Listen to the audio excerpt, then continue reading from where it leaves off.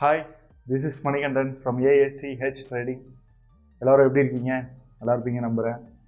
ஆக்சுவலாக இந்த வீடியோ எதுக்குன்னா, நான் இப்போ கொஞ்ச நாளைக்கு முன்னாடி ஒரு ஈவெண்ட்டுக்கு போயிட்டு வந்தேன். ஸோ அந்த ஈவெண்ட்டை பற்றி உங்கள்கிட்ட ஷேர் பண்ணிக்கலான்னு சொல்லிட்டு தான் இந்த வீடியோ. ஆக்சுவலாக கொஞ்ச நாளைக்கு முன்னாடின்னு சொல்ல முடியாது, மார்ச் 15th and 16th தான் அந்த ஈவெண்ட்டுக்கு நான் போயிட்டு வந்தேன். ஸோ கொஞ்சம் டிலே தான். சரி, வாங்க வீடியோக்குள்ளே போகலாம்.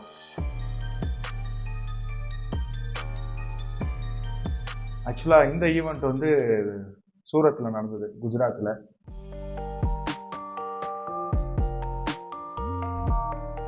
ஆக்சுவலாக இந்த ஈவெண்ட் பேர் வந்து IOC 5.0, இந்தியன் ஆப்ஷன் கான்க்ளேவ் 5.0ன்னு சொல்லிட்டு இது பேர். இது வந்து ஜெய்னாம் புரோக்கரிங் அவங்க தான் வந்து இந்த ஈவெண்ட்டை வந்து கண்டக்ட் பண்ணாங்க. இது வந்து அவங்களோட 5th ஈவெண்ட்டு. ஆக்சுவலாக அதுதான் அந்த IOC 5.0ன்னு சொல்லிட்டு நேம். இந்த ஈவெண்ட்டை பற்றி எனக்கு எப்படி தெரியும் அப்படின்னு பார்த்தீங்கன்னா, என்னோட குருஜி, அதாவது ஐடி ஜெகன் சார் தான் இதை பற்றி வந்து ட்விட்டரில் ட்வீட் போட்டிருந்தாரு. ஓகே, நான் உடனே பார்த்துட்டு சரி ஓகே டிக்கெட் புக் பண்ணி போகலான்னு சொல்லிட்டு நானும் என்னோடய பிரதரும் தான் போனோம் அந்த ஈவெண்ட்டுக்கு. ஆக்சுவலாக போகும்போதும் ட்ரெயின், வரும்போதும் ட்ரெயின். ஒரு லாங் ஜர்னி, அதாவது ட்ரெயின் ஜர்னி. ஆக்சுவலாக 2 days ஈவெண்ட்டு. முதல் நாள் வந்து பார்த்திங்கன்னா லைவ் ட்ரேடிங் செக்ஷன். ஆக்சுவலாக அந்த லைவ் ட்ரேடிங் செக்ஷன் நம்ம பண்ணலான்னு சொல்லிட்டு ஒரு பிளான் பண்ணி நம்மளோட சிஸ்டம் எல்லாத்தையும் ரெடி பண்ணிவிட்டு, அதாவது ஒரு மினிமம் குவான்டிட்டியை ரன் பண்ணி பார்க்கலாம், ஒரு R&D ட்ரேட் மாதிரி பண்ணி பார்க்கலான்னு சொல்லிட்டு எல்லாம் பிளான் பண்ணி அன்றைக்கி வந்து சென்செக்ஸ் எக்ஸ்பைரி. ஆக்சுவலாக சென்செக்ஸ் எக்ஸ்பைரியில் பண்ணுறது பயங்கர ரிஸ்க்கு. ஏன்னா வந்து அதில் வந்து இப்போது ஓரளவு வந்து செட்டில் ஆகிடுச்சு. இதுக்கு முன்னாடிலாம் பார்த்திங்கன்னா ரொம்ப ஸ்பைக் மூவ். ஸோ அதில் ட்ரேட் பண்ணுறதே வந்து ரொம்ப ரிஸ்கியான ஒரு இது. ஸோ அந்த டைம், அதாவது அந்த 2 months பிஃபோர் வந்து அந்த டைம்ங்கும் போது நம்ம யூஸ் பண்ணலாமா வேணாமான்னு சொல்லிட்டு ஒரே கன்ஃபியூஷன். ஓகே எடுத்து பார்ப்போம்னு சொல்லிட்டு எல்லாம் சிஸ்டமெல்லாம் அதுக்கேற்ற மாதிரி அட்ஜஸ்ட் பண்ணி வச்சுட்டு அங்கே போயிட்டு லேப்டாப் ஆன் பண்ணி பார்த்தா நெட்வொர்க் இல்லை. என்னடா இது, நெட்வொர்க் வேறு இல்லையே, என்ன பண்ணலாம் அப்படின்னு சொல்லிட்டு யோசிச்சுட்டு இருக்கும்போது சரி ஓகே ஏதோ இன்றைக்கி பண்ண வேணாம்னு முடிவு பண்ணியாச்சுன்னு சொல்லிட்டு அப்படியே பண்ணாமே விட்டோம். அப்புறங்க இந்த ஈவெண்ட்டில் ஒருத்தரை வந்து பார்த்தேங்க. அவர் வந்து பார்த்தீங்கன்னா அந்த ஈவெண்ட்டுக்கு ஒரு ஸ்பான்சரும், அட் த சேம் டைம் அவர் ஒரு லைவ் ட்ரேடர் அண்ட் ஸ்பீக்கர். அந்த மனுஷன் எங்கே பார்த்தாலும் இருக்கிறாருங்க.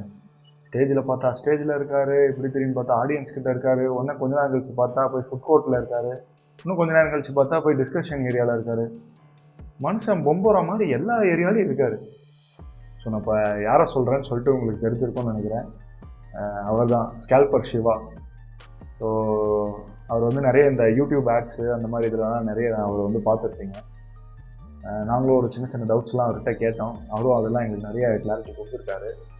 அந்த ஈவெண்ட்டில் வந்து பார்த்திங்கன்னா என்னோடய குருஜியும் வந்து அங்கே ஒரு speaker and live trader. So அவர் ஃப்ரைடே வந்து ஆஃப்டர்நூனுக்கு அப்புறம் தான் வந்தார். அதுக்கு அடுத்த நாள் வந்து பார்த்திங்கன்னா எல்லாம் இந்த ஸ்ட்ராட்டஜி டிஸ்கஷன், அப்புறம் இந்த ஈவெண்ட் வந்தவங்களுக்கு கிஃப்ட் கொடுக்குறது, ஸோ அந்த மாதிரி ஒரு சின்ன சின்ன ஈவெண்ட்ஸ் வந்து போனது. ஸோ மொதல் நாள் நமக்கு நிறைய பெனிஃபிட்ஸான இதெல்லாம் இருந்தது. செகண்ட் டேலாம் அவார்ட் கொடுக்குறது அது இதுன்னு எல்லாம் பண்ணிகிட்டு இருந்தாங்க.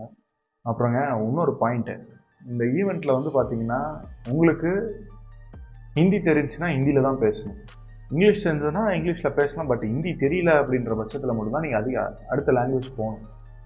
ஸோ அங்கேயுமே அந்த ஒரு லாங்குவேஜ் கிளாஷ்லாம் வந்து நிறைய இடத்துல இருந்தது. ஸோ அட்லீஸ்ட் வந்து அந்த ஈவெண்ட்டில் வந்து நம்பர்ஸையாச்சு, ஐ மீன் 1100 அந்த மாதிரி நம்பர்ஸையாச்சும் அவங்க இங்கிலீஷில் பேசி பண்ணியிருந்தால் நல்லா இருந்திருக்கும். அவங்க ஃபுல்லாக எல்லாமே வந்து பாஞ்சச்சார் அப்படி இப்படின்னு சொல்லிட்டு நிறைய ஹிந்தியில் தான் பேசினாங்க. நமக்கு ஒன்றுமே புரியல. பட் ஆனால் ஹிந்தியில் பேசினா ஓரளவு புரிஞ்சிக்கலாம். பட் இவங்க நம்பர்ஸ்லாம் வந்து ரொம்ப ஸ்பீடாக அந்த ஒரு இதில் பேசும்போது வந்து சீரியஸாக ஒன்றுமே புரியல. அதனாலேயும் அதுலேயும் எல்லாம் சர்வே பண்ணி ஒரு சில விஷயம்லாம் கற்றுக்கிட்டோம். இந்த ஈவெண்ட்டுக்கு போனதில் நிறைய பாயிண்ட் வந்து என்னோடய சிஸ்டம்லேயும் நிறைய நான் அப்டேட்ஸ் எல்லாமே பண்ணியிருக்கேன்.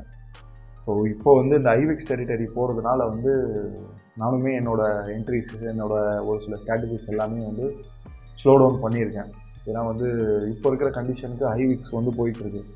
So as per my strategy rule வந்து பார்த்திங்கன்னா ஒரு 20 weeks மேலே போச்சுனாவே கொஞ்சம் சேஃபாக ப்ளே பண்ணணுன்றது தான் என்னோடய ஸ்ட்ராட்டஜி. ஸோ அதுக்கேற்ற மாதிரி தான் வந்து இப்போது இதெல்லாம் வந்து கம்மி பண்ணி வச்சுருக்கேன். அப்புறங்க இந்த மாதிரி ஈவெண்ட்டுக்கெலாம் போய் அட்டன் பண்ணணுங்க. ஸோ நான் என்ன கற்றுக்கிட்டேன் அப்படின்னா, இந்த ஈவெண்ட்டில் நிறைய விஷயங்க. என்னோடய சிஸ்டமில் நிறைய அப்டேட் பண்ணுறதுக்கு ஒரு சான்ஸ் கொடுத்தது இந்த ஈவெண்ட்டு. ஸ்லிப்பேஜ்னு சொல்லிட்டு ஒரு பாயிண்ட் இருக்குது. அதுவும் மெயினாக வந்து ஆப்ஷன் பையருக்கு இதை பற்றி வந்து பெருசாக பிரச்சனை இல்லை. பட் ஆப்ஷன் செல்லருக்கு இந்த ஸ்லிப்பேஜுங்கிற பாயிண்ட் வந்து ரொம்ப இம்பார்ட்டன்ட். இந்த ஸ்லிப்பேஜ்னா என்னன்றது சொல்கிறேங்க. இப்போது எக்ஸாம்பிளுக்குனா நீங்கள் ஒரு 100 ரூபாய்க்கு வந்து ஒரு ஆப்ஷனை செல் பண்ணுறீங்க. ஒரு 10% ஸ்டாப் லாஸ்ன்னு சொல்லிட்டு போடுறீங்க. 110 ரூபாய்க்கு உங்களோட ஸ்டாப் லாஸ். நீங்கள் செல் பண்ணுறீங்க அப்படின்னா 100 ரூபாய்க்கு கீழே வரதெல்லாம் உங்களோட ப்ராஃபிட், 100 ரூபாய்க்கு மேலே போகிறதெல்லாம் உங்களோட லாஸ். ஆனால் மார்க்கெட்டோட வைலண்ட் மூலியம் ஸ்பைக் மூலியம் வந்து பார்த்தீங்கன்னா அந்த 110 ரூபா போட்ட ஸ்டாப் லாஸ் வந்து பார்த்தீங்கன்னா 115, 120. ஸோ இந்த மாதிரி விஷயத்த வந்து மேக்ஸிமம் வந்து ஆப்ஷன் செல்லர்ஸ் வந்து இதை கண்ட்ரோல் பண்ண பார்ப்பாங்க. ஏன்னா அவங்க வந்து ஒரு பேக் டெஸ்ட் பண்ணி ஒரு ரிசல்ட் எடுத்திருப்பாங்க. ஸோ அந்த ரிசல்ட்டுக்கு ஒர்க் பண்ணும்போது இந்த ஸ்பைக் மூவெல்லாம் அவங்கள வந்து டிஸ்டர்ப் பண்ணுற மாதிரி தான். ஏன்னா வந்து நான் என்னோடய சிஸ்டமில் அப்கிரேட் பண்ணுறதுக்கு முன்னாடி இருந்த சிஸ்டமில் வந்து பார்த்தீங்கன்னா ஸ்டாப் லாஸ் போடுவேன். அந்த ஒரு மூவில் வந்து பார்த்தீங்கன்னா ஸ்லிப்பேஜ்லாம் கண்ணாப்பின்னான்னு ஆகும். அப்புறம் அந்த ஈவெண்ட்டுக்கு போனப்போ வந்து என்னோடய குருஜி வந்து நிறைய ஒரு சில பாயிண்ட்ஸ்லாம் எனக்கு வந்து அட்வைஸ் கொடுத்தாரு. ஸோ அந்த பாயிண்ட் எல்லாமே இது பண்ணிவிட்டு அப்புறம் இப்போது ரீசெண்டாக கூட அவரோட ஆஃபீஸ்க்கு வந்து பர்மிஷன் கேட்டு நான் போயிட்டு வந்தேன். நிறைய பாயிண்ட்லாம் எனக்கு என்னோடய டவுட்ஸ் எல்லாமே கிளியர் பண்ணார். சரி, ஓகேங்க. அடுத்து ஒரு நல்ல வீடியோவில் பார்க்கலாம். And then take care, bye.